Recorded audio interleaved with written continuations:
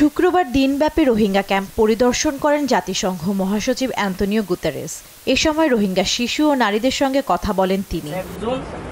পরিদর্শন শেষে তিনি জানান, তহবিল কমে যাওয়ায় খাদ্য সংকট সহ নানা সমস্যায় পড়তে যাচ্ছে রোহিঙ্গারা। তাদের সহায়তায় বিশ্ববাসীকে এগিয়ে আসার আহ্বান জানান তিনি। Cuts were announced in humanitarian aid that will force us to reduce the food ration for this population. This would be a tragedy because there are already many cases of malnutrition. People would suffer, people would die.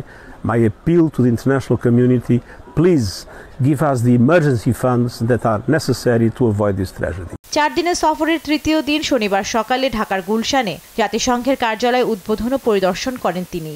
এই সময় বাংলাদেশে মানবাধিকার ও গণতন্ত্রের জন্য যে সংস্কার হচ্ছে, অন্য দেশগুলোতেও তেমনই দেখতে চান বলে জানান জাতিসংঘ মহাসচিব।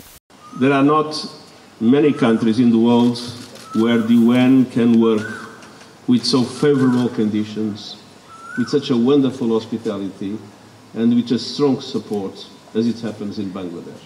বাংলাদেশ সরকার ও জনগণকে সব ধরনের সহযোগিতা করার আশ্বাসও দেন তিনি। We are totally committed to do everything we can to support Bangladesh in this crucial period and at the same time to draw the attention of the international community for the need to fully support you and for the need to fully support the generous action of Bangladesh. দুপুরে রাজধানীর একটি হোটেলে BNP সহ রাজনৈতিক দলের নেতাদের সঙ্গে বৈঠকে বসবেন জাতিসংঘ মহাসচিব। এছাড়াও জাতীয় ঐকমত্য কমিশন, সুশীল সমাজ ও যুব প্রতিনিধিদের সঙ্গেও বৈঠক করবেন।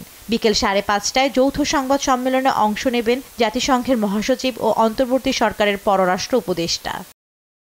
জান্নাতুল মোহনা, দেশ টিভি, ঢাকা।